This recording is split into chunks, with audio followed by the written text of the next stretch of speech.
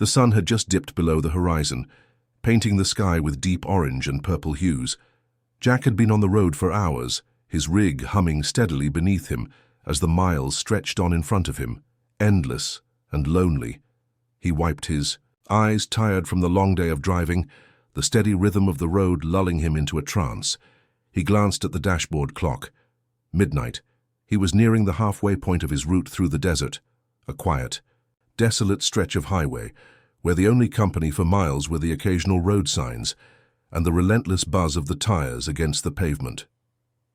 The radio was tuned to a static, heavy station, the kind that only made the journey seem even lonelier, the occasional crackle in the air the only sound outside his truck.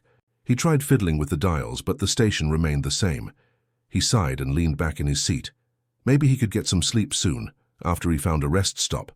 But right now, he couldn't shake the feeling that something was off. Something just under the surface, lurking. As he drove, the flat desert landscape around him started to feel even more isolated. There were no lights, no signs of life, just the empty road stretching on forever. The headlights of his truck cut through the darkness, casting a sharp line of light down the asphalt. Jack wasn't worried. He had driven this stretch of highway many times before, but tonight it felt different. There was an unsettling quiet that made the night feel too still, too heavy. Just as he was about to flick the switch to turn on his high beams, he saw something up ahead in the distance. A figure standing by the side of the road. He squinted, unsure at first. Was it just a mirage from the heat radiating off the pavement, or was someone really out there? It was rare to see anyone on this stretch of the highway, especially at night. His instincts screamed to keep driving, to keep his eyes straight ahead, but his curiosity won out. The figure was standing too still, too out of place. Was it a hitchhiker? As he got closer, he saw the silhouette more clearly, a person standing still in the middle of nowhere, at the edge of the road. A man.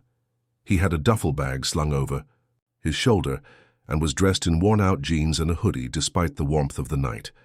His posture was unnervingly calm, like he was waiting for something or someone. Jack's mind raced. He didn't typically pick up hitchhikers, not in this part of the country, and definitely not in the middle of nowhere.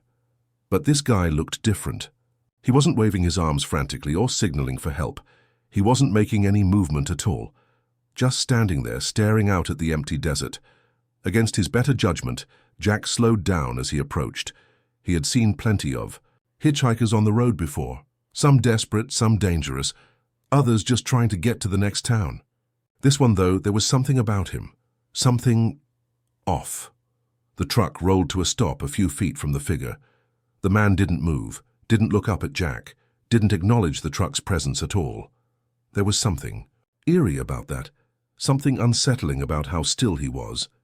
After a moment of hesitation, Jack leaned over and cracked the passenger side window. "I need a lift?" he asked, trying to sound casual. The man didn't answer immediately. His head remained lowered, his hands shoved deep into his pockets. Then, slowly, he looked up. His face was pale, gaunt, his eyes dark, like he hadn't slept in days or maybe even weeks. A thin layer of sweat clung to his forehead, though the night air was cool. When his eyes met Jack's, there was an unsettling emptiness to them, as though he were staring into Jack's very soul. Jack's breath caught in his throat, but he tried to keep his voice steady. "Hey, I'm headed down the highway. I can drop. You off at the next town, hop in." The man didn't say anything at first. He just stared at Jack, his gaze cold and unfathomable. Then, after what felt like a long, drawn-out silence, he nodded once, slowly. "Thanks," he said, his voice quiet and almost raspy, as if he hadn't spoken in years. "I need to get to the end of this road." Jack felt a strange twinge in his chest at the man's words. The end of the road? What did that mean? But, before he could ask, the man stepped toward the truck, pulling the door open and climbing into the passenger seat. Jack's eyes flickered down at the man's hands as he pulled himself into the seat. The palms were covered in dirt, and there was a deep, almost black stain on the fingertips that looked like it had been there for a long time.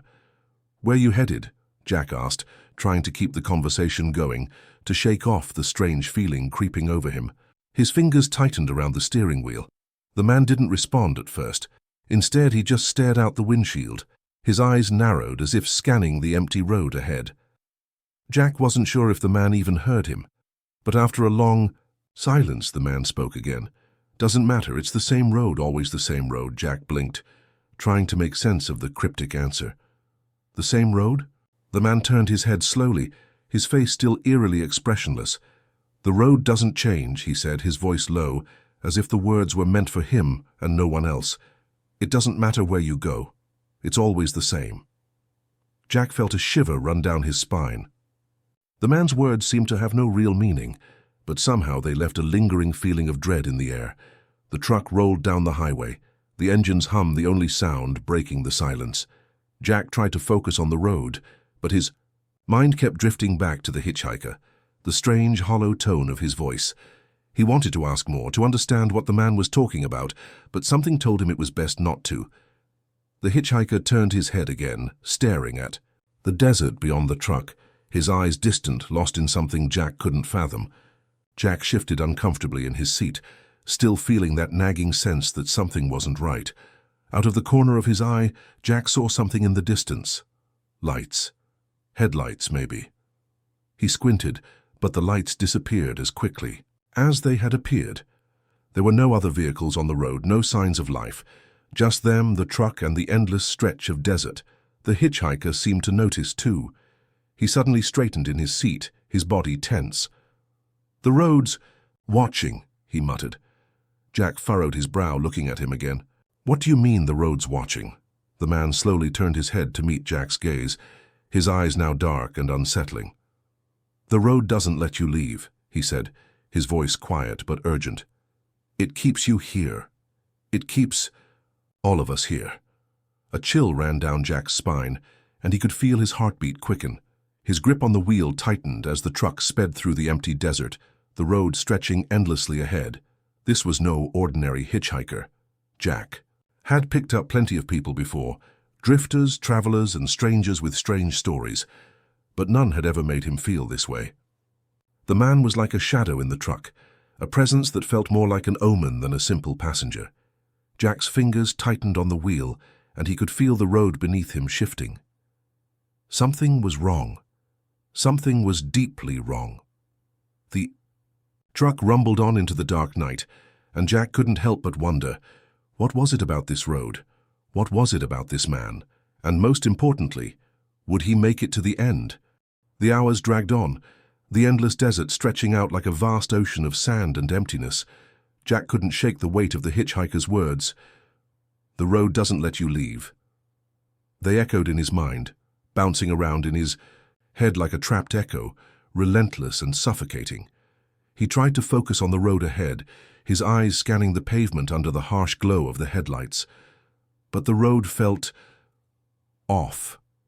It felt like something was watching him, waiting, as though the miles were slipping by too quickly or too slowly. His grip on the steering wheel tightened as he tried to ignore the unsettling sensation in the pit of his stomach. The hitchhiker, who had been silent for the last few miles, suddenly spoke again, breaking the tense silence in the cab. "You see it too, don't you?" the man said, his voice softer this time, but still carrying that same strange, unnerving calm. Jack glanced at him, his eyes flicking over to the passenger seat. The man's face was pale, almost ghostly, his eyes locked. On the road ahead, unblinking, his gaze was distant, like he was seeing something Jack couldn't. "What do you mean?" Jack asked, trying to sound casual, though he could feel the hairs on the back of his neck standing on end. "The road," the hitchhiker continued. "It changes. Every time you think you're getting closer, the road takes a new turn, a new path. You drive and drive, but it's always the same place." Jack's knuckles whitened as he gripped the wheel, his pulse quickening. He didn't like the sound of that. He'd driven through this desert stretch countless times before, and the road had always been the same, a lonely, empty highway that connected one small town to another. Nothing more. But now it felt different. He glanced down at the GPS on his dashboard. It was a little out of date, but it had never failed him before. He'd used it on countless runs like this one. Take Route 12 west, then merge onto Highway 76. Everything looked normal, too normal in fact. He had to remind himself that the desert played tricks on your mind. The same flat scenery for hours could make anyone feel like they were trapped. In a loop. "Everything's fine," Jack muttered under his breath, trying to convince himself. "Just the desert playing tricks on me." But the hitchhiker wasn't convinced. He shifted in his seat, his gaze now focused entirely on the road ahead, a faraway look in his eyes. "It's happening, isn't it?" he whispered. Jack frowned, confusion clouding his thoughts. "What's happening?" "The road is changing. You're not heading where you think you are." Jack's hands tightened on the wheel, his eyes flicking back to the dashboard. The GPS was still showing the same route. He didn't see anything strange. But the more he looked at the road, the more it seemed to distort before his eyes. The same stretch of desert, the same few scattered cacti, the same empty, desolate landscape. But something felt wrong. The pavement seemed to warp just slightly, as though it were shifting under his tires. He wasn't imagining it. He knew that. The road seemed to change, ever so subtly, as though it were pushing him in another direction. And as the minutes passed, Jack began to notice something else. There were no other cars. Normally this highway would see the occasional truck or car, but tonight, nothing. Just him, the hitchhiker, and the stretch of highway that seemed to stretch out endlessly in front of him. Then, the first sign of trouble. Ahead, Jack noticed a fork in the road, something he didn't remember seeing before. The road veered left, curving out of sight. He was sure it hadn't been there before. His heart skipped a beat. Was he hallucinating? Had he missed something? The GPS still showed the old route, the one that would take him to the town in a couple more hours. But this road, the one he didn't remember, was now the one right in front of him. "Where does that lead?" Jack asked, his voice betraying the growing unease in his gut. The hitchhiker's eyes flickered toward the fork in the road, but he didn't answer right away.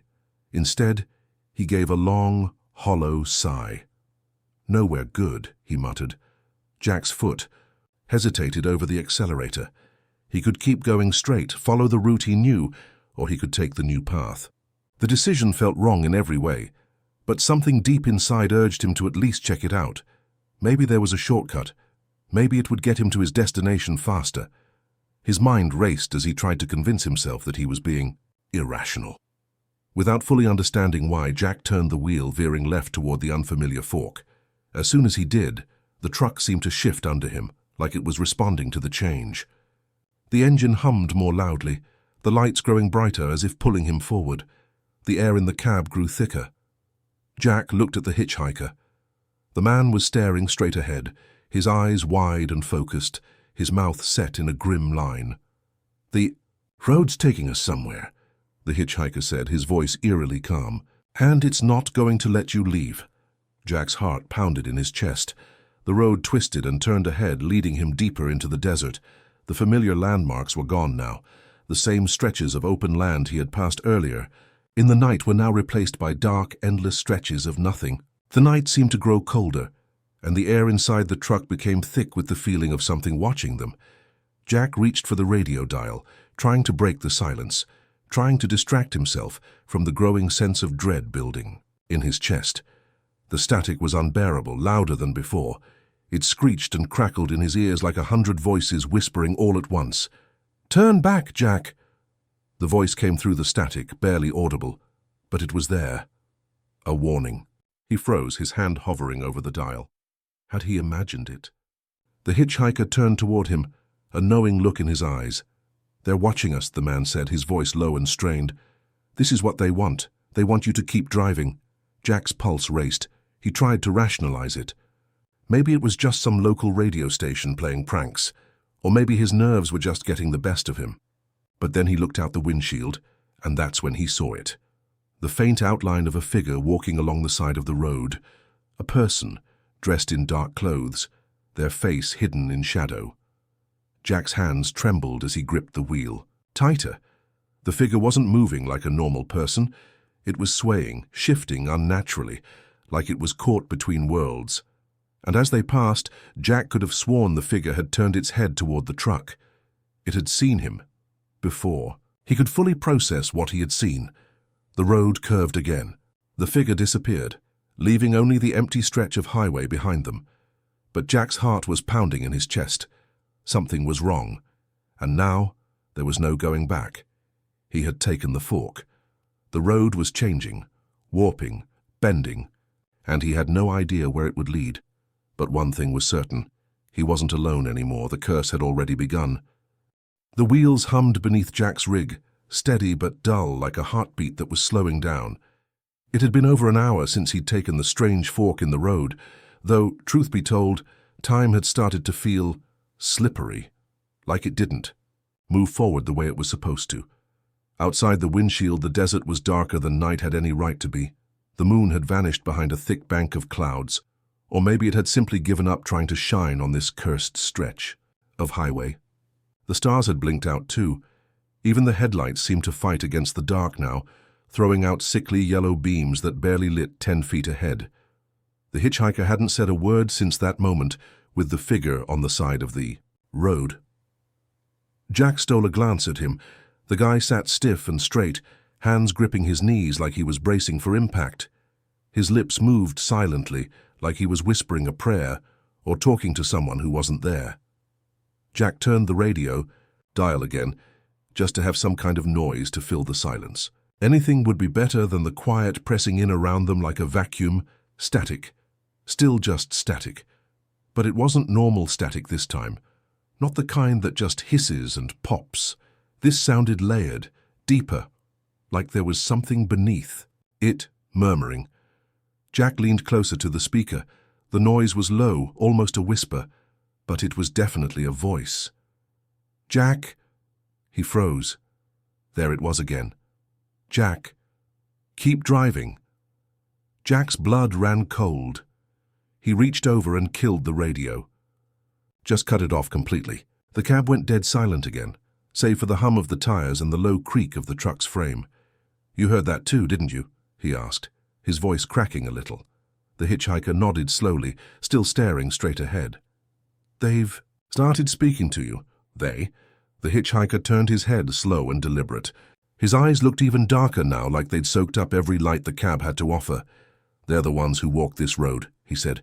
"Truckers, hitchhikers, road workers, people who disappeared out here over the years, the ones who never made it back."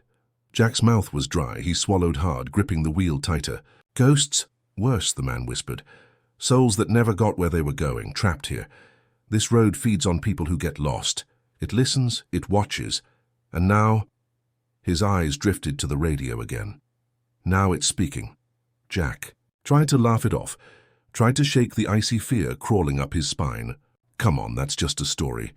But even as he said it, he didn't believe it. Not anymore, not after that voice on the radio, not after the figure on the roadside. His thoughts were interrupted by another sound, this time coming from behind them. It was faint, barely audible, but it was there, whispers coming from the back of the cab, from the sleeper, from inside the rig. Jack whipped his head around, eyes scanning the dim shadows of the truck's interior. There was no one back there, nothing. Still the voices whispered, "He's next. He took the road. He won't leave." They spoke over one another like a dozen people trapped in a room with no light, no walls, and no way out. Jack's skin prickled. It felt like they were standing just behind his shoulder, breathing on his neck. He reached back and flipped on the dome light. Nothing. Just the bed. The curtain. His duffel bag. Everything looked normal, but it felt wrong. He flicked the light off again.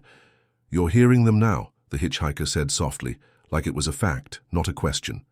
Jack nodded slowly, his throat tightening. "What do they want?" "They want you to stay. That's how the curse works.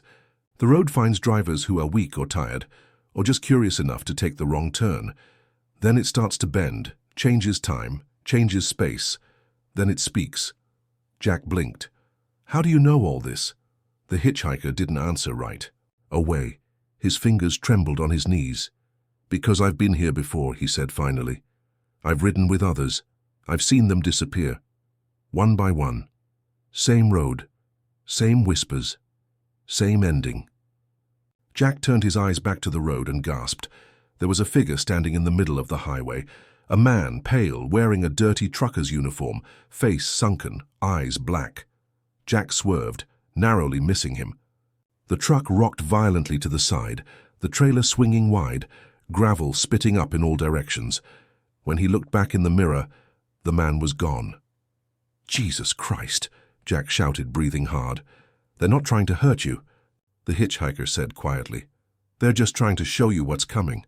Jack's hands were shaking now. "What the hell is that supposed to mean?"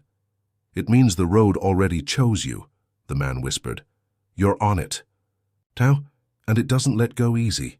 Outside, the desert rolled on like an ocean of shadow. The headlights flickered once, then steadied. But Jack could feel it. Something had changed. Again. The road wasn't just stretching endlessly. Now it was bending. He could see the horizon curve ever so slightly, like he was driving inside something. A loop, a trap, and the whispers, they were louder now, more voices, more names. Some he didn't recognize, others made his blood turn to ice. "Jack, Jack, come home. Jack, you shouldn't have turned." They called to him like long-lost friends, or mourners at a funeral. He reached again for the radio, flicking it back on against every instinct screaming in his body.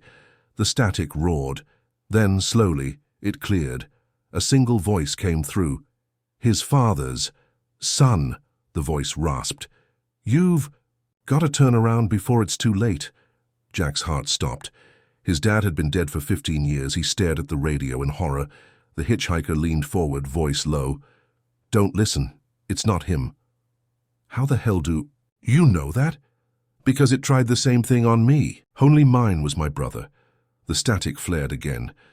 Another voice, a woman's now, Jack's ex. "Jack, baby, come home. Please, you've been driving too long." Jack slammed the radio off. The silence hit like a bomb. But it was better than those voices. Better than what came next. Because as they passed another curve, Jack saw it, his own truck, parked on the side of the road. Engine cold, lights off. A perfect copy. Same dents, same decals, same license plate. His rig, sitting there like it had been abandoned. And in the driver's seat, a shadow, watching. The whispering returned, louder now. And Jack realized something. He wasn't driving away from the curse. He was driving deeper into it. Jack didn't remember pulling over. One moment he was staring at his own abandoned rig by the side of the road, and the next, the truck had stopped. The engine ticked softly in the cooling night air. The dashboard lights blinked, fading in. And out like a dying heartbeat. Outside, the desert stretched on, silent, shapeless. There was no sound, no wind, no insects, just the hush of nothing, pressing against the windows like a shroud. The hitchhiker hadn't moved. He just stared out the windshield at the copy of Jack's truck ahead. "That's not your truck," he said quietly, voice brittle like dried leaves. "It's what the road wants you to see." Jack exhaled slowly, trying to suppress the rising, tide of panic swelling in his chest. "Then what the hell is it?" "It's you," the hitchhiker replied. "It's what'll be left when you don't make it out." Jack opened the door, boots hitting the dusty shoulder as he stepped into the warm night air. His instincts screamed against it, but he had to look, had to see. The other truck, his truck, sat just 50 feet away, completely still, bathed in a weird sort of haze, not fog, not dust, just distortion like heat waves shimmering on the asphalt. He walked slowly toward it, heartbeat pounding in his ears. Each step felt heavier, like the road itself didn't want him to get closer. When he finally reached the door, he saw it. Inside the cab behind the wheel was him, paler, lifeless, face blank and eyes wide, staring out into the night like he'd been sitting there for years. Jack staggered backward, his voice caught in his throat. "What the hell is this?" The hitchhiker appeared beside him, silent as a shadow. "That's the last version of you," he said, his voice low and calm. "The one who didn't listen, the one who gave in." Jack turned to him, rage and fear mixing in his gut. "What the hell are you, huh? Some prophet? Some lunatic hitchhiker spinning ghost stories?" The man didn't answer. He just turned his face slightly, letting the moonlight hit him. And that's when Jack saw it, his eyes not just dark, hollow, empty. Black pits that didn't reflect light. Eyes that had stared into something too long and never recovered. "I was a driver once," the hitchhiker said, almost like an apology. "Back in the 90s, same road, same voices. I picked someone up too, a woman. She told me about the curse. I didn't believe her. And then I became part of it. Jack backed away, breath ragged. You're telling me you're part of it now? I'm what's left, the hitchhiker said with a sad smile. A warning if anyone's still listening. Most don't. You almost didn't. Jack turned, staring again at the ghost truck version of himself. I'm not dying out here, he muttered. I'm not ending up like that. But the hitchhiker shook his head slowly. You've already been chosen. The road doesn't kill. Hugh, Jack, it keeps you. It feeds on people who linger, on guilt, regret, curiosity.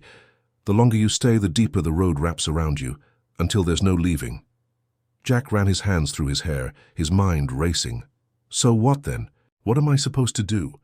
Just keep driving until I fade away like the rest of them? The hitchhiker looked up at the sky. There's only one way out. Jack followed his gaze. Nothing. Still no stars, no moon. Just an endless stretch of darkness that seemed to press down on them like a lid. What's the way out? Jack asked, his voice hoarse. The hitchhiker hesitated, then turned to him with something in his expression.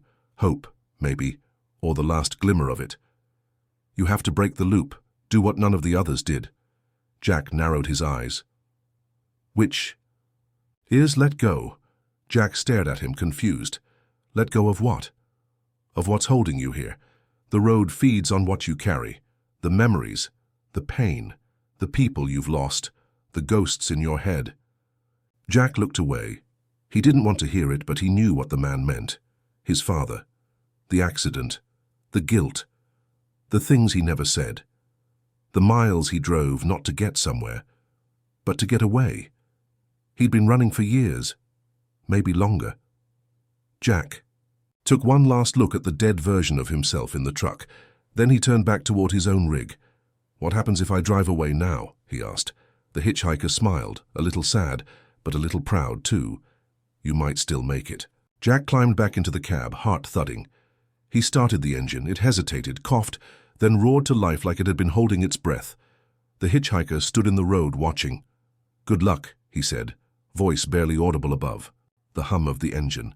And Jack? Jack leaned out the window. Yeah? Don't pick up anyone else. Then he was gone, just like that. Jack blinked, rubbed his eyes, looked again. Nothing. The desert was still, the road ahead empty. He shifted into gear, and this time, he didn't look back. The rig rumbled beneath Jack's hands, the wheel vibrating, in his grip like it was alive.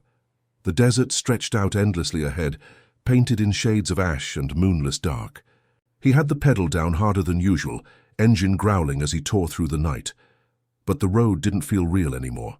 No highway signs, no mile markers, no other trucks, no cars, just the broken yellow line cutting through the black like a scar. It was like he'd left the world behind and dropped into something deeper, older, meaner. The road knew him now. It whispered beneath the hum of the tires. Ghost voices, soft and sharp, fading in and out like radio static. Sometimes they were familiar. Sometimes they were just wrong. Turn around, he's waiting, you'll never leave. Jack tried not to listen. He kept his eyes forward, hands white-knuckled on the wheel. Somewhere deep in his chest he knew this was it, the end of the line. Whatever this curse was, however long it had stalked this highway, it wanted him to stop. It fed on hesitation, on fear, but he was done running and he sure as hell wasn't pulling over. Then he saw it. Lights, faint at first, then brighter. Red neon flickering against the horizon like fire in the distance. A truck stop. Jack's heart skipped. No, he muttered. No way. But it was there, clear as day. An old 24-hour truck stop, just like the one from earlier, back when this all started. Same busted diner sign, half-lit and blinking. Same two lonely gas pumps swaying gently in the desert wind. Same parking lot filled with rusted rigs that hadn't moved in decades. But the weirdest part? His rig was already there. The duplicate, the one he'd seen earlier, parked right out front like it had never left, and standing next to it, just under the neon glow, was the hitchhiker. No thumbs out, no bag, just standing there, staring at him. Jack hit the brakes. The truck groaned as it skidded to a stop on the cracked asphalt. Dust kicked up around him, and the whole cab shook. This wasn't real, it couldn't be real, but the diner lights were still flickering. The door to the truck stop swung open on its own, and inside, someone was waiting. Jack didn't want to go, but his body moved anyway, like the road was pulling him now, reeling him in. Each step toward that diner felt like walking through water, heavy, slow. Inside, the booths were still red leather, the tile cracked and yellowed. The jukebox in the corner played some old rockabilly tune, distorted, dragging, warped like an old cassette tape melting in the sun, and every booth filled with drivers, still, silent, staring straight ahead, eyes empty, mouths slightly open like they were frozen mid-conversation, all of them wearing faded hats and denim jackets. Some had food in front of them, unchanged, moldy burgers, half-drunk coffee, dead, but not gone. Jack's breath came short. They weren't just any drivers. They were the ones that had disappeared. He recognized a few of the faces, old posters, on bulletin boards at truck stops across the country, the "Have you seen me" kind. Some had vanished back in the 70s, others as recent as last year. They were all here, trapped, and in the very last booth, himself. Another version of him, older, hollow-eyed, just sitting there, staring at a black cup of coffee that never steamed. Jack backed away. "Nope, nope, this ain't real," he whispered. But the jukebox cut off. Silence. And from the far end of the diner, the hitchhiker walked forward, except he wasn't a hitchhiker anymore. His face flickered, then changed. 1 second, he was the same lean man Jack had picked up. Then, he was the woman from the whispers. Then he was Jack's father. Then someone else, and then nothing. Just a void in the shape of a man. "Jack," the thing said, voice like wind across a grave. "Welcome home." Jack shook his head violently. "This ain't my home. This is a trap. You took the road," it said. "You listened. You drove where you weren't meant to. And now you see." "I'm not staying," Jack growled. The thing smiled, or at least tried to. "You don't leave the road leaves you." Jack reached behind him slowly, felt for the door, backing. "Out. You got the wrong guy," he said. "I'm not like the rest of them." But the thing just tilted its head. They all say that. As Jack turned to run, the diner blurred. The walls stretched like rubber. The booths melted into black shadows. The other drivers' faces turned toward him, mouths opening wide, not to scream, but to breathe him in. He stumbled out into the parking. Lot heartbeat thundering. His truck, the real one, was still running. Door open. He didn't hesitate. He leapt in, slammed the door, and gunned it. The tires screeched as he pulled out of that twisted place, engine howling, road unfolding ahead like a tongue from some ancient monster's mouth. He didn't stop. He didn't look back. He just drove, and for the first time in hours, maybe days, there was something new on the horizon. A sunrise, faint, golden, pushing the blackness back. The road beneath him smoothed out. The voices began to fade. The shadows fell behind, and the truck stop, gone, like it had never been there. Maybe it hadn't. Maybe it was just what the road wanted him to see. But Jack knew one thing. He'd made it through. Not free, not yet, but close. And he wasn't going to stop until he was off this cursed road for good. Not until he found the one place it couldn't reach him. The sun was rising, but it didn't feel like salvation. It felt like a warning. A blood-orange glow spilled over the horizon, bathing the cracked two-lane stretch in rust and shadow. Jack's rig rumbled beneath him, faithful and battered, and for the first time in what felt like days, maybe longer, the GPS blinked. Back to life. It showed nothing, just a blue arrow floating in empty space. No roads, no towns, just white screen and static edges, like the map was still being written in real time. "Figures," Jack muttered, dragging a hand down his face. "Can't even get cell signal after outrunning death." The radio buzzed suddenly, sharp, loud, a burst of static that made him jump, and then a voice. "You're almost there." Jack gripped the wheel tighter. "Not you again." But it wasn't the hitchhiker's voice this time. It was his own voice, playing back through the speakers, warped like a cassette tape underwater. "You're almost there. You're almost there." He yanked the knob, Turn the damn thing off, but the voice kept coming. From the CB, from the vents, from somewhere behind the dashboard, like the truck was trying to talk to him with his own mouth. Enough, he said, slamming the heel of his hand against the console. I'm done listening. Then, in the distance, finally, he saw it. Shape, a sign, tall and bent from the wind, silhouetted by the rising sun. It read, "Now leaving Highway 16, except." The numbers were twisted, faded. The 6 looked like a 9 or maybe a 13, it didn't matter. Jack was ready to be off it. He passed the sign, and everything changed. The road beneath him smoothed out, lost the bone-rattling cracks. The desert haze began to lift, revealing rolling hills, trees, a gas station in the distance that wasn't covered in dust or decay. For the first time in what felt like a lifetime, the road felt normal. No shadows walking the shoulder, no faces staring from broken mirrors, no voices on the wind, just road, just morning. He pulled into the gas station, the kind with clean pavement and 2 bright fluorescent lights humming overhead. A man in a clean polo shirt waved from behind the glass of the convenience store. Jack parked the truck, cut the engine, and just sat there for a moment, waiting for the world to warp again, for the diner to rise from the sand like a ghost. But it didn't. He opened the door. The air smelled like gasoline and dew. He stepped out, solid ground, real sun. He walked into the store, grabbed a black coffee that wasn't moldy, a donut that didn't whisper his name. The clerk smiled. A real smile. "Rough night?" the guy asked, ringing him up. Jack chuckled dryly. "You could say that." He looked at the counter. There was a stack of local maps for sale, folded neat. He grabbed one. "Hey," he asked, "this road, Highway 13, you heard of it?" The clerk frowned. "No such highway out here. Closest is 16 or maybe 17 out toward the canyon." Jack paused, smiled faintly. "Right," he said. "Guess I took a wrong turn." He left the store, map in hand. As he stepped back into his rig, he noticed the side mirror. Just for a moment, a flash, a shape. The hitchhiker, standing by the signpost at the edge of the lot. Watching, not moving. Then gone, like dust in the wind.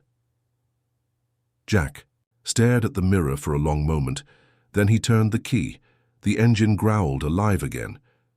He pulled back onto the highway, a different highway. This one had road signs, billboards, civilization, life, the curse. Maybe it was broken, or maybe, just maybe, it was waiting for him to make another wrong turn, but he wouldn't. Not this time. Jack pressed the pedal down, gripping the wheel like it was the only thing tethering him to reality. And in the side mirror, fading with every mile, were the last words of the hitchhiker still echoing in his mind. "Don't pick up anyone else." Jack didn't plan to. Not ever again. The road might be long, the night might return, but Jack knew now. The real danger wasn't in the miles. It was in the detours, in the things that ride with you, and most of all, it was in the roads that weren't on the map. You ever get that feeling something just ain't right? You can't quite put your finger on it, but your gut twists and your skin prickles like your body knows something your brain don't. That's exactly how it started for Hank Reynolds. It was the kind of cold that crept into your bones and settled there. Early October. Sky all grey and mean-looking, like it had been holding a grudge for 100 years. Hank had just rolled out of Tulsa, hoping to make Amarillo by midnight. Easy money, simple drop. At least that's what he thought. Dispatch buzzed him just as he was pulling out of the Flying J lot. Static hissed through the CB like it didn't. "Want to deliver the message. Reynolds, you there?" "Yeah," Hank grunted, reaching for his thermos. "Got a reroute, one-time haul, priority job." Now, Hank didn't like reroutes. They usually meant one of 2 things, a headache or trouble, sometimes both. "What kind of job?" he asked, already feeling the sting of regret. "Local mortuary. Pick up at Glenwood Storage, off Highway 9. Deliver to a funeral home down near. Pecos, just a few coffins." There was a pause. "A little too long. No bodies, right?" Hank asked. "I ain't a damn hearse." "No. No bodies," dispatch said, but his voice had gone flat like he wasn't totally sure. "Just coffins. Crates, technically. Crates." That's how they tried to make it sound like freight. Hank should have bailed right then. But rent was due, and bills don't care if your gut's screaming like a banshee. The road to Glenwood was the kind of back route that GPS don't even want to acknowledge. Trees leaned in like they were trying to whisper secrets through the cracked windshield. Fog started to settle low over the ground like spilled milk, curling over his boots when he stepped down at the warehouse. Place looked dead. Not abandoned. Exactly, but off. Like it had been used recently, but no one wanted to admit it. One metal lamp flickered above the bay door, buzzing like a bug zapper on its last leg. The warehouse was squat, cinder block, half covered in ivy that looked black under the cloudy sky. He backed the rig in and honked once. The door creaked open. Now, here's where things started to get real weird. The guy who came out didn't say much. Hell, Hank couldn't even tell you his name. Pale as snow, thin as wire. Dressed in black like a preacher headed to a wake. "You're here for the load?" the man asked, his voice like dry leaves rustling across pavement. "Yeah," Hank said. "Coffins, right?" The man just nodded and waved him toward the bay. Inside were 4 crates, long, heavy. Old wood, scarred and splintered, bound in iron bands that looked older than sin. No markings, no shipping labels, no "this end up." "Looks like someone's burying vampires," Hank joked. The man didn't laugh. Instead, he stepped forward and handed Hank a folded slip of paper. Not an invoice, no weight manifest, just a handwritten line scrawled in charcoal black: "Do not stop, do not open, do not listen." Hank raised an eyebrow. "The hell is this?" But the man was already walking away. They loaded the crates with a forklift that groaned under the weight. And yeah, Hank noticed that part too. The damn things felt like they were full of concrete or lead. And yet, when he thudded the trailer doors shut, he felt something even heavier than cargo settle in his gut. Like the road ahead had changed without him knowing it. He climbed back into the cab, engine idling low. Looked in his mirrors. No one behind him. No one at the dock. Just the fog curling in over the tires like it was trying to get a peek inside. He put it in drive. The tires crunched gravel as he rolled out. About 10 miles down the highway, after the warehouse had faded behind trees and hills, he heard it. Thud, then silence, then thud, thud. From the trailer, Hank turned down the radio, heart thumping like a drum. And then it came, so soft he thought he imagined it. Tap, tap, tap.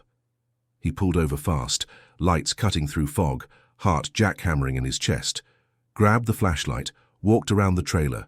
Nothing, locked tight, cargo straps unmoved. But the air.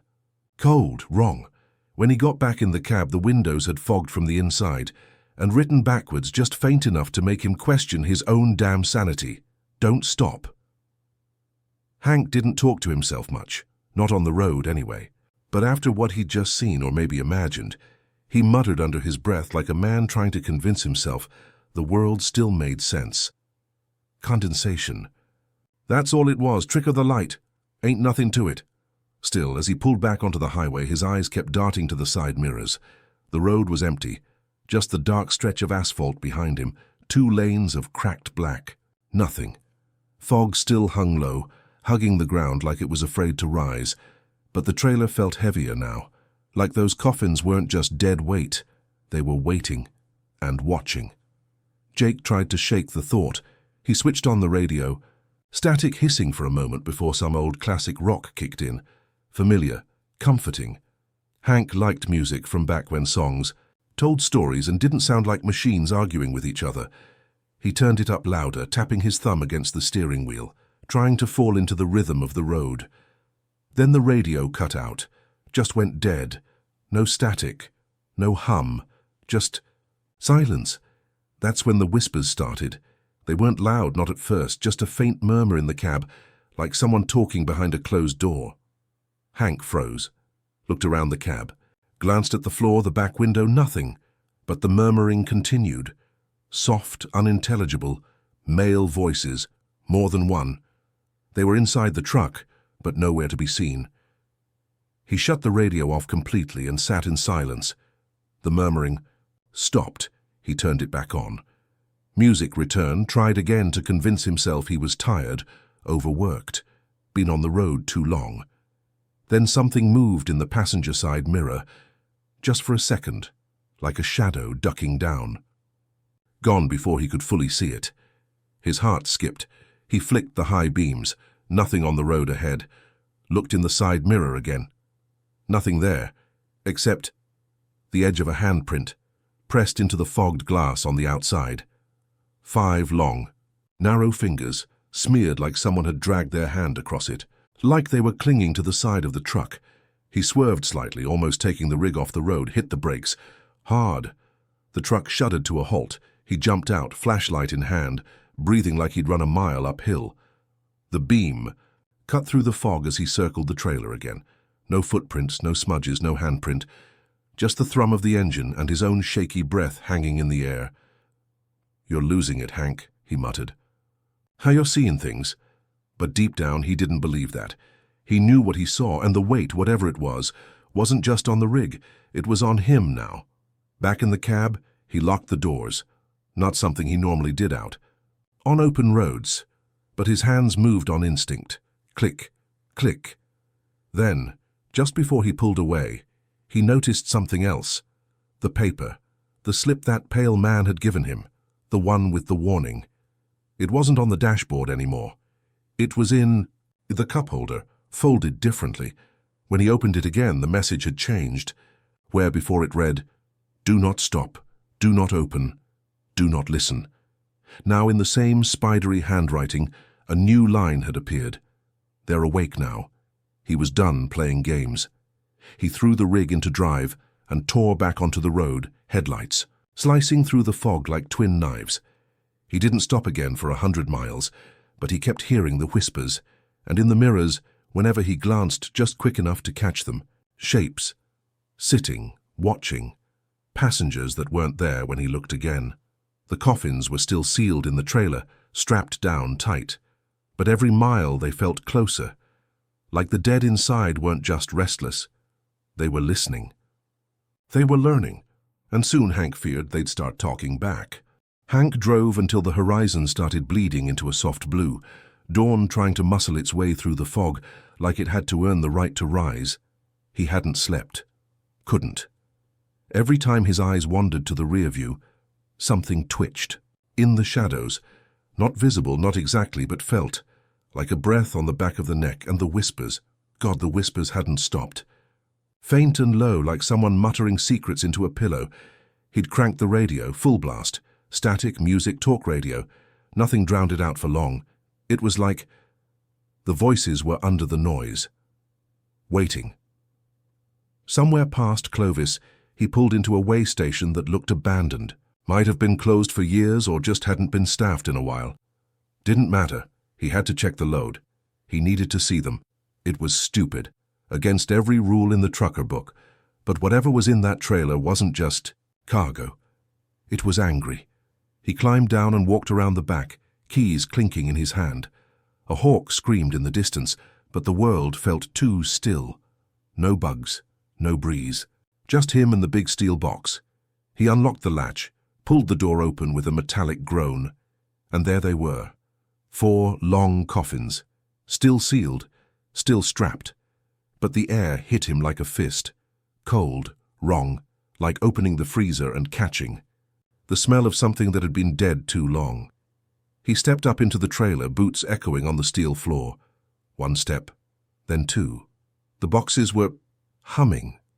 No, not quite a hum, a vibration. Like something pulsing inside the wood. His breath fogged in front of his face even though the sun was rising now. He reached out to one of the crates, just meant to touch it. That was it. But his fingers brushed over something rough. Letters, carved.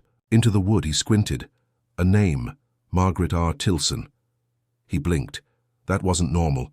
Crates didn't come with names carved into them, especially not freight loads like this. He moved to the next one, Kenneth D. Fallow, and the third, Elijah Stone. Each name scratched deep, not machine-etched. Carved, by hand. He froze at the last one. This one didn't have a name. Just 4 words burned into the top of the box. They never rest easy. That's when he heard the knock. Knock. Knock. Right. Beneath his hand. He yanked it back like he'd been burned, stumbling out of the trailer and almost falling down the ramp, slamming the doors shut, fumbling with the latch. Then came the sound again. 4 knocks, 1 from each coffin. Soft, coordinated, like they were answering a roll call. Back in the cab, Hank didn't start the engine right away. Just sat there, shaking, staring at the empty lot in front of him like something might come sprinting out of the fog. Then his phone buzzed. No caller ID, just a text. Don't open them again. He stared at it, mouth dry, heart trying to punch. See its way out of his chest. He texted back, "Who is this?" 3 dots. Then, "They're watching now, just keep driving." The phone went black. Wouldn't power back on. Like something or someone wanted that to be the last message he ever got. He started the truck, engine grumbling like it didn't want to be awake either, and got back on the highway. But now the weight behind him wasn't just cargo. It was presence. The mirrors showed shadows that shouldn't move. The voices behind the static on the radio spoke his name, and somewhere beneath it all, he swore he could hear something else now. Laughter. Oh yeah. Now we're getting into the meat of it. The whispering's getting louder, the road's getting darker, and Hank, he's about to find out this haul was never just about coffins. It's about him. Hank had been on the road over 20 years. He'd seen some weird stuff. Snow in June, a cow standing on top of a flipped car, don't ask. Once even drove through a tornado he swore had eyes. But nothing. Nothing like this. The road ahead looked like it had no end, just blacktop stretching into the void, framed by trees that seemed to lean a little too close like they were eavesdropping, like they knew. The whispers hadn't stopped. They'd grown bolder now, threading through the vents, sliding into the hum of the engine, tickling the back of his neck. They knew his name. Hank. Not from the radio, not from the CB, from everywhere. He caught himself checking the mirrors again and again, each time swearing the shapes were clearer. Faces almost, pale outlines, watching, waiting. The road signs started getting weird too. He passed one that read, "Exit 17, Eternal Rest Cemetery." Didn't remember that being on this route. Another said, "Next gas, you don't need it, what?" The hell then came the 3rd sign, big battered, covered in vines. You've carried them before. That's when the flashback started. Quick, vivid, like memories that didn't belong to him. A funeral procession, rain, a closed casket, a little girl crying. Hank slammed the brakes, the rig shuddering to a stop, tires shrieking. The flash vanished, but something in his gut twisted. That wasn't a dream. That was a memory, his. He didn't remember it clearly, but something about those coffins, those names, it was starting to come back. He opened the glove box with a shaking hand. Inside, under the papers and fast food napkins, was an old photo. Faded, yellowed at the edges. He didn't remember putting it there. It showed a younger Hank, standing beside a casket. 3 others in the background. A church behind him, familiar but warped in his mind. He flipped it over, scrawled on the back, in handwriting that definitely wasn't his. You delivered them once. You buried the truth. That's when the rigs. Interior lights shut off. Everything went dead. Engine, radio, lights, total silence, then bang, bang, bang from inside the trailer. Not knocks now. Full-on pounding. Something was trying to get out. All of them. He reached for the ignition. Dead. Tried the door. Locked tight. Then, from the passenger seat, a voice. "We remember you." He turned slowly. The seat was empty, but the window had fogged from the inside. Words traced into the condensation with a shaky finger. "You promised," and in that moment it all came flooding back. Hank had taken a job 10 years ago. Same route, same kind of cargo. But that time, he'd gotten into an accident. No one ever found the coffins. No bodies recovered. The company paid him off to keep quiet. Hazmat loss, they called it. He buried the paperwork, buried the memory. But they hadn't forgotten. And now he wasn't just a driver. He was the last stop. The rig sat dead on the side of the forgotten highway, swallowed up by silence and shadows. Hank sat motionless in the driver's seat, sweat freezing on his skin despite the suffocating stillness in the cab. The coffins were still, but not quiet. Every Few seconds came a scrape, like fingernails dragging across the wood from the inside. Then a sharp thud. Then breathing. Not his. Heavy, desperate breathing, like something trying to remember what lungs were supposed to do. He didn't know how long he'd been sitting there. Minutes? Hours? Time didn't work right anymore. Finally, the lights flickered. Not all the way back on, but just enough. Dashboard lit up, radio crackled, and the mirror. Oh, that damned mirror glowed with an unnatural shimmer. Something had changed, and deep down, Hank knew it. He stepped out of the truck. Moonlight painted the road in silvery strokes, and the wind had picked up, dry, whispering through the trees. At the back of the trailer, he didn't need the key this time. The latch was undone, hanging open like someone or something had already decided it was time. With a shuddering breath, Hank swung the doors wide. The coffins were still there, but not sealed. The lids had shifted, just slightly, enough to see the darkness inside, enough to smell it. He took a cautious step forward, then another. Then the whispers stopped. Dead silence, until a voice spoke. Clear, quiet, and no longer behind him but all around him. Only one leaves. Hank spun. The world felt like it twisted with him. His vision blurred. The ground beneath. His feet didn't feel like pavement anymore. It felt soft, like earth, like a grave. Suddenly the air grew heavy, thick with voices, faces, memories. All clawing their way to the surface, Margaret, Kenneth, Elijah, and the fourth, the coffin with no name. That one was open now and empty. From the shadows, a shape emerged, not a ghost, not a man. Something between rotten suit, hollow eyes, grin stitched. With regret, and Hank remembered. He remembered the fifth coffin, the one never recorded, the one they told him to forget, a body that didn't make it to the ledger, because it wasn't dead, not then. It had been an accident. Hank had hit something, on the road during that old delivery run. Something human, something real. He wasn't supposed to stop. So he didn't, and the thing in the road became cargo shoved into a box and buried in paperwork. Now it was back, and it had been riding with him ever since, waiting, not for revenge, for repayment. The voice came again. One leaves. 4 stay. Hank looked around. All 4 coffins were open now, but they weren't empty. Not anymore. Inside each was himself. 4 versions. Twisted, broken, burned, drowned. One for every way he should have died. One for every time he escaped the consequences. He fell to his knees. The weight of it all pressed down like concrete on his chest. He knew what it meant. It was never about the coffins. It was about his soul. Split. Haunted. Dragged along for one last ride. Then he heard it. The low rumble of an engine. Far off. Getting closer. Headlights cut through the trees. A truck just like his, only newer, shinier. And behind the wheel, someone else. Someone alive. The voice whispered one last time. Trade the weight. Let them carry it next. Hank staggered to his feet, blinking through tears and dirt. He turned away from the trailer and started walking. Behind him, the coffins slammed shut. All 4.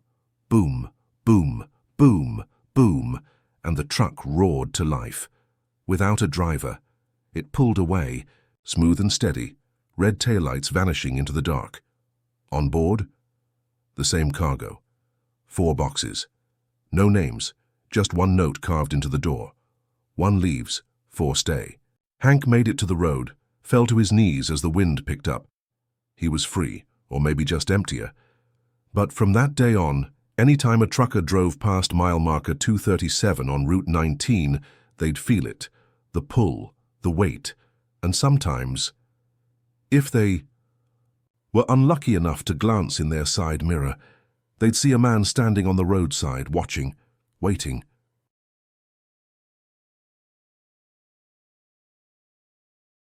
It was a night like any other, or so I thought. The truck hummed beneath me, the steady rhythm of the engine almost like a lullaby as I drove down the dark, winding highway. I was used to the silence. After all, It had been my constant companion. For years now. The loneliness of the open road had settled into my bones, and in a strange way I found comfort in it. A life of solitude. A life where the only company I needed was the hum of my truck and the occasional crackle from the CB radio. But that night was different. I remember it clearly. It was just after midnight. The moon hung high in the sky, casting long shadows over the road. A chill in the air made the windshield fog up, and I found myself wiping it away every few minutes, more out of habit than necessity. I hadn't been this far out in the middle of nowhere in months, but the road was familiar. I had passed this stretch of highway countless times. It was just another leg of the haul, and then, out of nowhere, I felt it, a weight in the passenger seat. I glanced over, expecting to see my duffel bag or the stack of paperwork from the latest delivery. But instead, I froze. There she was. Clara. My dead wife. I swear to God, my heart nearly stopped. There, sitting in the passenger seat, was the last person I thought I'd ever see again. She looked just like she did the night she died. Her auburn hair, which had always been so soft, fell around her shoulders just like it used to. Her eyes, those deep brown eyes, locked with mine, and her lips, slightly parted, were barely moving. But I could hear her voice as clear as day. Don't stop. I was frozen in place, my hands gripping the wheel so tight my knuckles turned white. My heart pounded in my chest, and for a moment I didn't know what to do. The world outside, the truck seemed to blur as I stared at her. I didn't believe in ghosts, I couldn't. Not after everything I had seen, everything I had been through. But there she was, sitting beside me, like she had so many nights before she died. How was this possible? I blinked, trying to shake the image away. My head felt heavy, like it wasn't my own anymore. Maybe I was tired, maybe the road had started to get to me. But the sensation, the cold air, the voice, it didn't feel like a hallucination. Don't stop, she repeated, her voice faint, but insistent.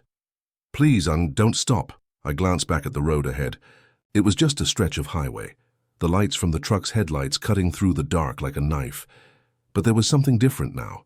The way the trees seemed to bend toward the road, the way the shadows pooled unnaturally around, the edges of the truck. It wasn't right. Nothing felt right. Clara, I whispered, my voice cracking. What are you doing here? You're dead. Her lips curved into a sad smile, but her eyes remained hollow, as if they knew something I didn't. She didn't respond right away. Instead, she just kept staring at me, like she was waiting for me to figure it out. The tension in the air grew thicker. Don't stop, she repeated again, this time with more urgency in her voice. I didn't know what to do. Should I pull over? Should I turn the truck around and go back to town? Was I losing my mind? The silence that followed was suffocating. I could hear my breathing, heavy and ragged, and in the background the faint hum of the engine, but that was all. Clara, I said, my voice shaking. What do you mean? What's happening? She didn't answer right away. Instead, her gaze shifted to the dark road ahead. Her lips parted and I saw a tear slip down her cheek, though she didn't wipe it away. Don't stop, she whispered again, softer this time. I felt a cold chill wash over me. It wasn't just the night air. It was something deeper, something more sinister. I couldn't explain it, I couldn't understand it. But I knew one thing for sure, I wasn't alone in the truck anymore. Clara had come back, but for what? I didn't sleep that night, I couldn't. Every time I closed my eyes, Clara's face would appear, her eyes hollow but filled with a warning that cut deeper than the sharpest knife. The trucker's life can be an isolating one. Nights spent alone on the road, passing through towns that barely seemed to exist, driving for hours in a monotonous blur. But this wasn't just the usual loneliness. Something was different. Something had changed. The sound of the truck's engine was a constant hum in my ears, and the road stretched out endlessly before me, swallowed by the darkness of the night. The headlights carved a path through the inky blackness, illuminating. Nothing but asphalt and shadow. It felt like time was slipping away. How long had I been driving? I hadn't checked the clock, but it felt like hours, maybe even days, and yet there were no signs of civilization. No exits, no towns, no familiar landmarks. Just the road, just the hum of the truck, and Clara sitting beside me. The truck was automatic, cruising along at a steady pace, but I could barely focus. My eyes kept drifting to the passenger seat, to her. Clara was sitting there, her hands folded neatly in her lap, her head tilted slightly to the side, staring out the windshield, with a detached, vacant expression. But the strange thing was, she wasn't alive. She couldn't be. Clara had died 5 months ago. The accident, the crash, it all happened in the blink of an eye. 1 minute, she was there beside me, and the next, she was gone. I swallowed hard, trying to steady my breathing. There was something deeply unsettling about seeing her again, especially in a place like this. The passenger seat was supposed to be empty, but now her presence was undeniable. And then, as if reading my thoughts, Clara turned to face me. Her lips parted, and the words I had been dreading to hear spilled out. "Don't stop." I froze. My hand on the wheel gripped tighter, knuckles turning white. My breath came out in shaky bursts. "Clara," my voice cracked. "What are you doing here? You're dead." For a moment she didn't answer. Her eyes were vacant, staring through me as if she didn't even hear me. And then, just as quietly as before, she spoke again. "They're coming," she whispered. "You can't stop, not here." I looked over at her, my heart pounding. Her voice, though faint, was filled with a chilling urgency. "Who's coming?" I asked, barely able to choke the words out. She didn't answer immediately. Instead, she let out a long, slow breath, her eyes drifting to the window, watching the black road stretch ahead of us. "They've been following you," Clara said, her voice distant as if she was speaking from far away. Waiting for the right time. I wasn't sure what to think. Was this a hallucination? Was I finally losing my mind after months of being alone on the road? Or was something else at play? The way her words echoed in my mind, the way the air felt heavy with dread, it didn't feel like a dream. Clara's face grew darker, the corners of her mouth turning downward into a frown. "You don't understand, Jack. You can't stop. They'll get you, and they'll never let you go." The name hit me like a punch to the gut. Jack. She hadn't called me that in so long. Her voice sounded almost like it was breaking now, pleading with me to listen, to understand. My pulse raced as I gripped the steering wheel even tighter. My head was spinning, trying to piece together what was happening. "They'll get you," she repeated, her voice more insistent now. "You can't stop. If you do—" I didn't want to hear the rest. The dread that had been gnawing at me intensified. I didn't know who they were, but I could feel their presence, like dark fingers creeping up my spine. Something, someone, was out there in the blackness, following us, waiting for the moment when I would falter, when I would break. But what could I do? How could I drive forever without stopping? I had to refuel at some point. I couldn't go on without a break. I was already starting to feel my eyelids heavy, the fatigue of the long hours pushing me to the edge. I glanced at the dashboard. The fuel gauge was still full. How long had I been driving? No way to tell. The hands on the clock didn't seem to move anymore. I was trapped in a limbo, a place where time didn't exist. The road didn't end. The miles didn't add up, and Clara just sat there staring into the dark, her lips murmuring over and over, "Don't stop." A chill crawled down my spine. I was starting to feel like I wasn't just driving. Through the night, I was being led somewhere that shouldn't exist, somewhere I wasn't supposed to go. "Clara," I whispered, my voice trembling. "What happened? Why are you here?" Her gaze shifted back to me, her expression vacant. "I don't know," she said softly. "But you don't have much time. They'll come for you when you stop. They'll take you, like they took me." I felt a knot tighten in my chest. What was she talking about? Who was she warning me about? And why had she come back like this? Was this some kind of twisted farewell? Or was this some cruel game the universe was playing on me? "Clara, I don't understand," I said, my voice shaking. "From what do you mean? What's going to happen if I stop?" But she didn't answer. Her eyes flickered to the side again, looking out the passenger window into the endless black of the night. And just as quickly, the silence grew unbearable. I could hear my breath, shallow and uneven. The truck's engine, normally a soothing hum, felt like a monster, roaring in the background. I looked back at the road. The trees lining the highway had become twisted, their branches bent at odd angles, as if they were stretching toward the truck. The shadows on the ground seemed to ripple like something alive, moving and shifting beneath the truck's wheels. The world felt off-kilter, like I was in a dream or worse, a nightmare. "What's happening?" I muttered, more to myself than to Clara. She didn't respond. Instead, her face seemed to fade, her form blurring like a ghost caught in the fog. And then she was gone. I blinked, and in that split second, the world shifted again. The road stretched endlessly ahead, but there was nothing familiar about it anymore. The horizon was swallowed by darkness, and the headlights were no longer cutting through the night. It was as if I had passed beyond time, beyond reality. My heart raced. What was going on? I needed to stop. I needed to pull over, stretch my legs, clear my mind. But Clara's warning echoed in my mind. Don't stop. I didn't know if it was my fear or something more, but the sense of dread hanging over me was suffocating. And then, the unmistakable sound of another truck's engine roared in the distance. But it wasn't just any truck. The rumble was low, growing louder, faster, and there was something off about the sound. It didn't sound real. The road ahead bent sharply, and for a moment I thought I saw headlights reflecting in the distance, but when I looked, the road was empty. There was no other truck, no other vehicles, just the sound of my own engine, and the whisper of Clara's voice in the darkness. "Don't stop, Jack. You ever drive so long the road stops making sense? I ain't talking about getting tired, or zoning out for a minute.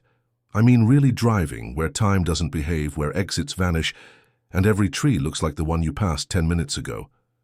That's where I was. I don't know how long it had been since I last saw a town, a mile marker, or even another damn truck. My CB radio had gone quiet hours ago, just a low static hum now, like it was holding its breath. The dashboard clock frozen. 12:04 a.m. No matter how far I drove, it stayed there. I kept looking at it like a fool, hoping it'd change. It didn't. The headlights carved through the darkness ahead, but the beam felt short, like it was barely keeping up with the truck. I was deep in the middle of nowhere, in a stretch of road I should have known like the back of my hand. But none of it made sense anymore. Worse than all that, though. She was back. Clara. I didn't even see her appear. One second the seat was empty, and the next she was there. Hands folded in her lap, eyes locked forward, that same eerie calm carved into her face. "Clara," I muttered, barely able to speak. She turned her head slowly, her voice soft, almost too soft for my ears. "They don't want you to reach the end," she whispered. "They want you to drive forever." I felt my throat tighten. "What are you talking about?" I asked, voice hoarse. "What is this?" Clara's lips trembled, and for a flicker of a moment I saw the woman I used to know, the one who used to hum old country songs beside me on road trips, the one who'd fall asleep with her head against the window, but then her eyes went empty again. Not blank, empty. Like something had hollowed her out from the inside. "They can't touch you while the truck is moving," she said. "But if you stop, they'll crawl in." I glanced in the rearview mirror. Nothing but black. Even the red tail lights seemed to disappear into the void. And then I noticed it. The scenery was repeating. I saw the same twisted oak tree, gnarled like claws reaching for the sky, on the left side of the road. I passed it once, then again, and again. I counted. 6 times. Each time, it looked a little more wrong, a little more decayed. First time it had branches, second time the bark looked scorched. By the 6th pass, it was nothing but a splintered black trunk, oozing some kind of dark sap. That's when I knew. I wasn't driving forward anymore. I was circling. I was trapped in a loop. I slammed the steering wheel with my fist, shouting into the night, "What the hell is going on?" Clara didn't flinch. "This is what they do," she said calmly. "They trap you in the road, make you wear yourself down until your hands slip and your eyes close, or you decide to pull over. And then they take you." I didn't want to believe her couldn't. But I felt it. My arms were heavy, eyes heavier, like something was sucking the energy right out of me. I rubbed my face hard, trying to stay alert, trying to anchor myself. But it was like I was fighting sleep with nothing but willpower. And then the CB radio crackled, at first just static, but then a voice. At least, I think it was a voice. Help. Don't. Stop. The signal was faint, choppy, but the last part was clear as day. Don't stop. Did you hear that? I asked, looking at Clara. She didn't answer, just stared forward, lips pressed into a thin, cold line. The CB crackled again. Mile marker, 66. That made my skin crawl. Mile marker 66? I hadn't seen. A single marker in hours, maybe longer. But that number, it felt familiar, ominous. Then came the whisper. Not over the radio. No. This one was from the back of the cab, low. Guttural. Time to stop. I slammed the pedal. The truck roared forward. I didn't care if I was running empty or if I tore the transmission to hell. I needed to get away. From what? I wasn't sure, but I could feel them now, like a dozen sets of eyes pressing in from the shadows, breathing the same air as me, watching. I flicked on the cab light overhead. Nothing. Looked in the sleeper compartment. Still nothing. And yet, the sense that I wasn't alone wouldn't go away. I looked back at Clara. What do they want? She turned to me, and now she looked scared. Really scared. They want you to stop, she said, because once you do, they can take the wheel. You ever look in your rear view and see something that ain't supposed to be there? I'm not talking about a cop tailing you or a car you forgot passed a mile back. I mean really seeing something, someone, in that little mirror that's just wrong. Something that shouldn't be in the cab, or anywhere. Not in this world. That's where I was. Somewhere past the 8th, or was it the 12th, round of passing that same burned-out oak tree. I finally snapped and slammed on the brakes. I know. Clara told me not to stop. Don't stop, Jack. But I couldn't help it. My hands were shaking, sweat dripping down my back, and it felt like the truck was whispering to me now, like the tires themselves were humming something low and ancient in rhythm with my heartbeat. The line between reality and whatever this hell road was had blurred to smoke. So I stopped, and the world didn't. The engine died. Silence fell so fast it rang in my ears. I looked around. The road ahead, the forest beside, the sky above. It was like staring into a painting someone had almost finished but forgot to give color. Muted, flat, lifeless, except the mirrors. That's where it all changed. In the side mirror I saw Clara, not the Clara who'd been riding shotgun for the last few chapters of my nightmare. No, this was another Clara. Her hair was matted and soaked in blood. One eye was gone, replaced by a sunken void. She was mouthing something, but not to me, to the other me, because in the mirror I wasn't sitting still behind the wheel. I was driving, focused, grinning. I blinked hard, rubbed my eyes. But the reflection didn't change. I turned around fast, looked at the passenger seat, empty. Clara was gone again. What the hell, I muttered. Then I checked the rearview mirror, and that's when I saw them, figures, dozens of them, lining the road behind the truck, all standing still, all wearing my face.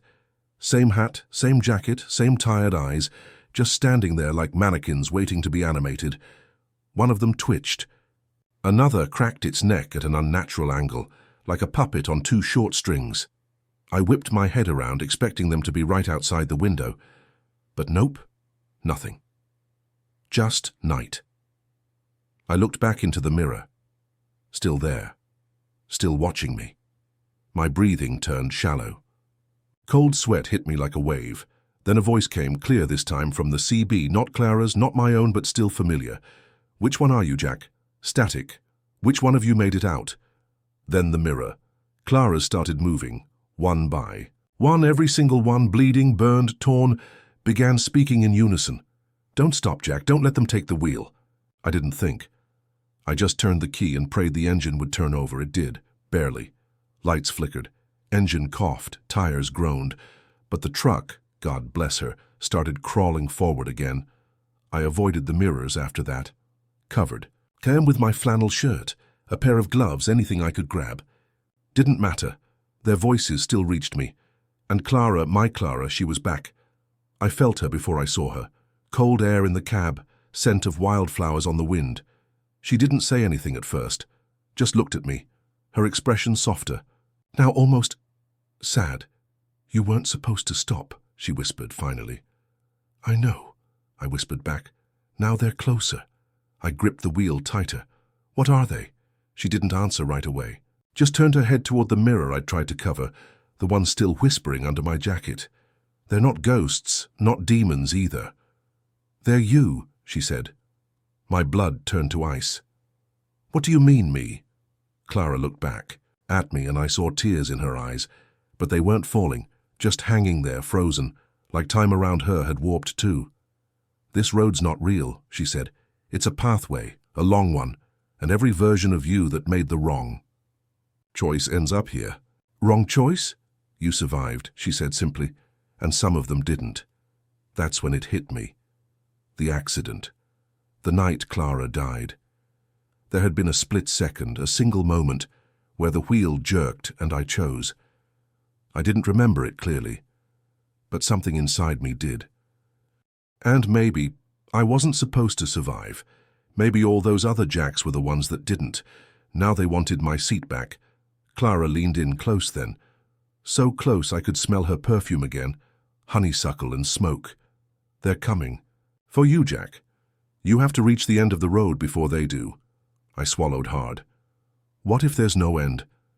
She looked me dead in the eyes. "Then you keep driving." You ever feel like you're being chased by something you can't outrun? I don't mean a cop car or another rig tailgating you down a hill. I mean something older, something meaner than death, something that's been waiting just for you, something with your face, but no soul behind the eyes. I did. That last stretch of road, if you could even call it that, looked like it had been dug out of the bottom of a nightmare. No center line, no mile markers, just rough broken pavement unraveling into blackness. Trees on either side leaned in too far, like they wanted to reach into the cab and pull me out. And behind me, they were coming. I didn't need the mirrors to know it anymore. I felt them. Dozens of Jacks, all twisted and broken, sprinting barefoot down the road. Every one of them a version of me that didn't make it out of that crash. I could hear them grunting, gasping, snarling like dogs. Every now and then I'd catch a flash in the side mirror, a half-burned face, a busted shoulder, a pair of glowing eyes. One of them was laughing. I swear to God it was my laugh, but with all the warmth gutted out of it. And Clara. She was back in the passenger seat, pale as moonlight, but solid. Real. "You're almost there," she said. "Just don't stop." The road was turning into gravel now, then dirt, then nothing. Like I was driving across ash. The truck bucked and growled under me, like even it wanted to bail out. Up ahead, through the haze and headlights, I saw it. A door, just standing there. Alone in the dark. No frame, no house, no nothing. Just a tall, weather-worn door with old brass hardware and carvings I didn't recognize. It shimmered faintly, like heat off a blacktop. And somehow I knew that was the way out. But the Jacks, behind me, they knew it too. "Don't slow down," Clara warned. The truck's RPMs were screaming. I was doing 85 on a road that barely held together. The mirrors cracked. The dashboard lights flickered. A voice came from the CB, low, gravelly, and way too familiar. "Give it up. This road belongs to us now." I ripped the mic off the dash and flung it out the window. It crackled all the way down. Clara was crying now, silent tears tracking down. Her cheek. "You have to choose, Jack," she said. "You can't drive forever." I blinked. "What are you talking about?" She looked at me, really looked, and I could see it all in her face. The love, the loss, the moment of impact. The smell of burning rubber and crushed steel. "You survived when I didn't," she whispered. "But part of you never left the wreck.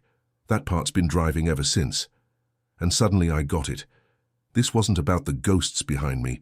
It was about the ghost in me. Every mile I'd driven since that night was just penance. I hadn't been delivering freight. I'd been running from the truth. I looked back at the road. That door wasn't just an escape, it was a choice. "You can let go," Clara said. But I had one last question. "What happens if I stop?" Didn't answer. I pressed the pedal harder. The figures behind me were shrieking now. Dozens of broken me's clawing at the rear tires, crawling up the trailer hitch. One jumped, slammed into the cab, fingers slapping the glass. I roared through the door, everything went white. I woke up parked on a highway shoulder. Daylight birdsong, the kind of clean, quiet morning you only get after a thunderstorm. The truck was idling low, like it had just been started. My hands were on the wheel, steady for the first time in years.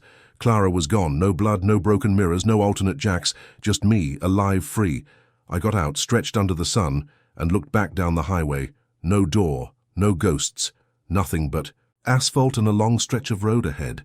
I don't drive past midnight anymore, but sometimes, if I pass a certain patch of highway and the wind's just right, I swear I hear a whisper in the CB, "Don't stop." The road was silent, too silent. After the door swallowed us whole, after the truck and the ghosts and the endless highway faded into that blinding white light, I thought I'd escaped, but the silence that followed was deafening. I parked the rig at the first truck stop I found. The neon sign buzzed overhead, flickering like it was trying to tell me something, but I didn't care. I just needed to breathe. Stepped out of the cab, the cool night air hitting my face, grounding me. The world felt normal, too normal, like nothing had happened. Like Clara hadn't whispered in my ear, like the mirrors hadn't shown me my own death. I walked into the diner, the bell above the door jingling. The waitress smiled at me, a tired but kind smile. "Coffee?" she asked. "Yeah," I muttered. Slid into a booth, staring at the chipped mug in front of me. The steam rose, swirling in the dim light. "Long night?" she asked, pouring the coffee. "Yeah," I replied. "You could say that." She nodded, sensing the weight in my voice. "Truckers have their stories," she said softly. "Some are just stories, some are real." I looked up at her, meeting her eyes. There was something in her gaze, something knowing. "Real?" I asked, my voice barely a whisper. She leaned in closer, lowering her voice. "You're not the—" First to see her. I froze. "Her?" I echoed. "The trucker's wife," she said, her voice trembling slightly. "She appears to those who've lost someone on the road. A warning, or a curse." I swallowed hard, my throat dry. "She whispers to you," she continued, "tells you not to stop, because if you do, they'll take you." I felt a chill run down my spine. Who are they?" I asked, my voice shaking. She shook her head, glancing around as if to make sure no one was listening. "No one knows," she whispered, "but they're always watching, always waiting." I sat back, trying to process her words. "Why are you telling me this?" I asked. She smiled faintly. "Because you're not alone, and maybe you can help others." I didn't know what to say. I just nodded, taking a sip of the coffee that had gone cold in my hands. As I left the diner, the bell jingled behind me. The night air felt heavier now, thicker.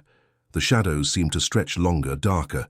I climbed back into the cab, starting the engine with a roar that broke the silence, and as I pulled out onto the highway, I glanced in the rearview mirror. 4. A moment I thought I saw her Clara, but then she was gone, just an echo, a haunting echo.